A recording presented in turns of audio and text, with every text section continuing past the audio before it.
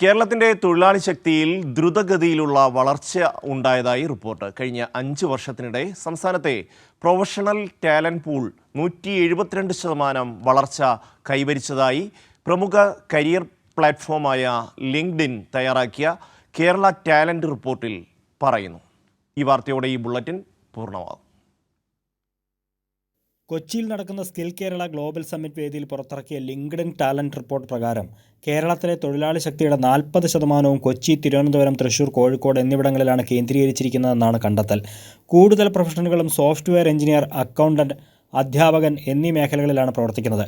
കേരളത്തിൻ്റെ തൊഴിലാളി ശക്തിയിൽ 37% വനിതകളാണെന്നും റിപ്പോർട്ട് വ്യക്തമാക്കുന്നു. ഗൾഫ് ഉൾപ്പെടെ വിദേശ രാജ്യങ്ങളിൽ നിന്ന് സ്കിൽഡ് പ്രൊഫഷണലുകൾ സംസ്ഥാനത്തേക്ക് തിരിച്ചെത്തുന്നുവെന്നാണ് റിപ്പോർട്ടിലെ മറ്റൊരു പ്രധാന കണ്ടെത്തൽ.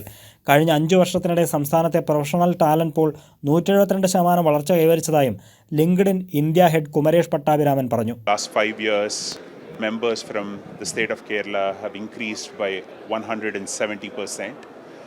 And learners in Kerala have more than doubled in the last 2 years. So it's important now that we are able to look at a local view of Kerala and offer the government insights into what are the skills that are trending the most, so we can help the government train its workforce for the skills of the future. Kerala development and innovation strategic council, knowledge economy mission തുടങ്ങിയ പദ്ധതികളിലൂടെ സംസ്ഥാനത്ത് നൈപുണ്യ വികസനത്തിന് വലിയ ഊന്നൽ ലഭിച്ചതായും LinkedIn റിപ്പോർട്ടിലുണ്ട്. കഴിഞ്ഞ 2 വർഷത്തിനിടെ artificial intelligence, data analysis, financial planning തുടങ്ങിയ മേഖലകളിലെ ഡിജിറ്റൽ പ്രൊഫഷണൽ പരിശീലനങ്ങളിൽ പങ്കാളിത്തം ഇരട്ടിയായി. എന്നാൽ 2030 നിലവിലുള്ള കോർ ജോബ് സ്കില്ലുകളിൽ 39% വരെ മാറ്റം വരികയോ അപ്രസക്തമാവുകയോ ചെയ്യുമെന്നതിനാൽ കേരളത്തെ നൈപുണ്യ ഹബ്ബാക്കി മാറ്റാൻ ലക്ഷ്യമിട്ട് നടത്തുന്ന സ്കിൽ കേരള ഗ്ലോബൽ സമ്മിറ്റിൻ്റെ പ്രാധാന്യത്തെക്കുറിച്ചും സമ്മിറ്റ് വേദിയിൽ പുറത്തിറക്കിയ ടാലന്റ് റിപ്പോർട്ടിൽ വ്യക്തമാക്കുന്നു. കൈരളി ന്യൂസ്, കൊച്ചി.